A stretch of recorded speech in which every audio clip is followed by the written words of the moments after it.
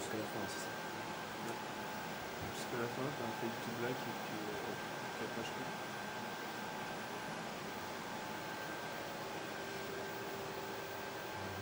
Donc là, on est dans la fin du tournage. C'est ça. Non, je déconne. Je sais pas, c'était bien.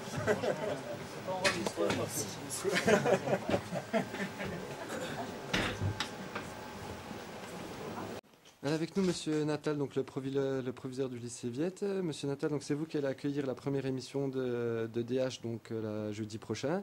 Là, on est à la fin d'une émission donc sur le motocross de Montbéliard. Comment s'est déroulé un petit peu ce plateau?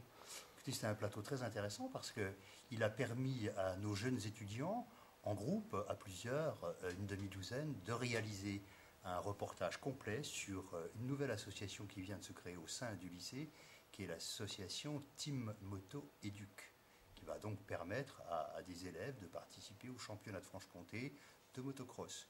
Donc l'objet du plateau, c'était ça, c'était présenter ce nouveau challenge que le lycée s'est donné. Il permet d'ailleurs d'être mieux connu à l'extérieur. Alors, le BTS audiovisuel s'est vu équipé d'un tout nouveau bâtiment depuis 2 ans.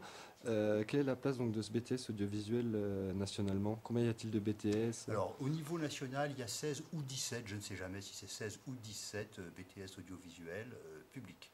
Il y en a un peu partout en France, il y en a à Cannes, il y en a à Angoulême, il y en a à Arras et que sais-je encore. Et donc cette année, combien de personnes en BTS? Eh bien, nous avons c'est une formation qui se déroule sur 2 années, et normalement, à terme, ce sera 2 fois 48, ce seront 2 fois 48 étudiants. D'accord. Combien de projets sont menés cette année? Cette année, 10 projets pour les élèves les étudiants qui sont en 2e année, et qui donc vont nous quitter à la fin, on l'espère pour tous, à la fin de l'année scolaire, titulaires de leur diplôme BTS audiovisuel.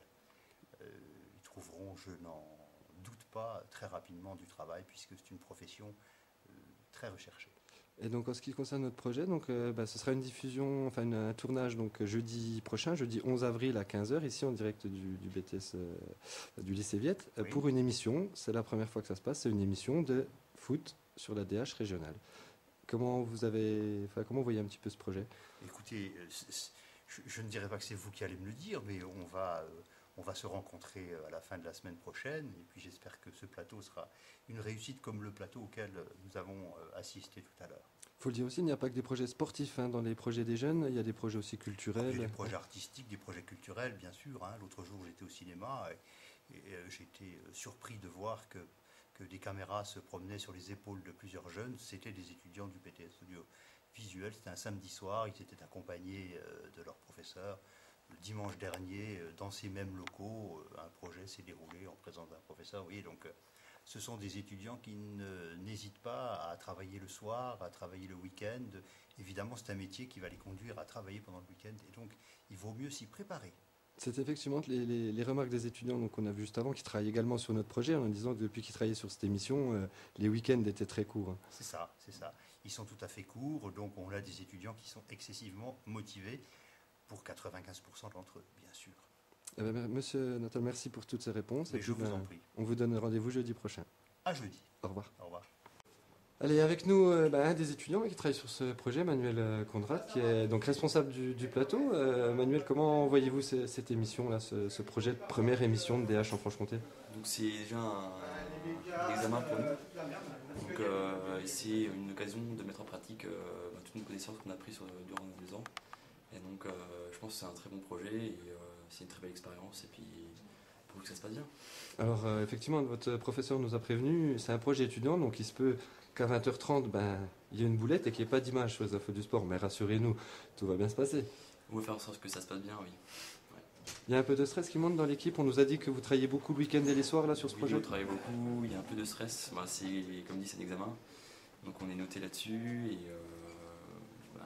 oui, forcément, comme c'est un examen, il y a beaucoup de travail, il faut de préparation, il faut prévoir les imprévus. On ne sait jamais, il peut toujours arriver une machine qui plante, un truc comme ça. Et donc voilà. Vous êtes combien à travailler sur le projet? Donc on est à chaque fois par groupe de 4, un par option. Mais sur le plateau, sur l'émission, il y a un système d'entraide, donc les étudiants des autres groupes viennent nous aider. Et les 4 options donc, pour gérer ce projet sont? Donc il y a une option son qui va gérer donc sur l'émission toutes les captations du son, le mixage en direct.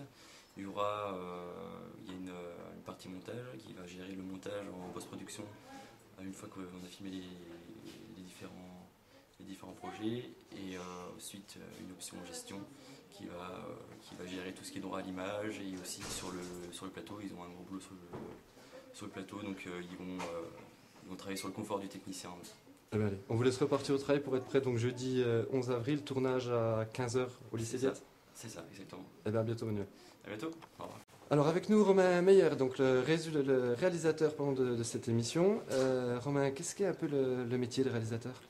Alors le métier de réalisateur en fait consiste à gérer la partie artistique de l'émission, c'est-à-dire le choix des images, l'ordre dans lequel on va passer les images à l'antenne.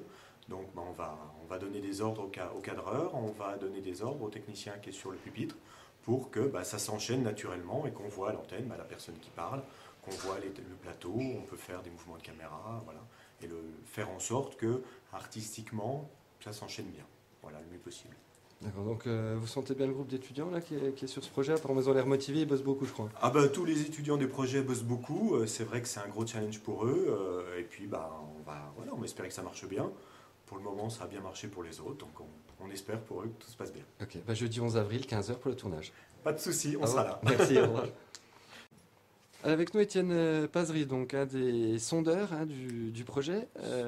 Donc explique-nous plus en détail ce métier. Que vas-tu faire sur l'émission? Alors moi, mon travail il consiste à la prise de son pour les tournages qu'on a pu faire sur les équipes de foot.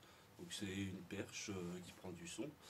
Et après, donc moi, pour le reportage, au niveau du reportage, j'ai toutes mes pistes de son.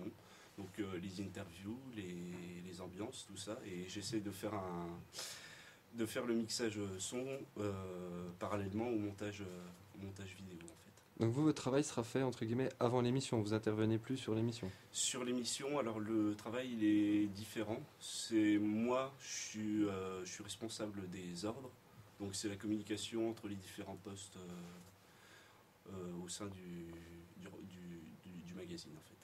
D'accord, eh bien merci. Je vous en prie.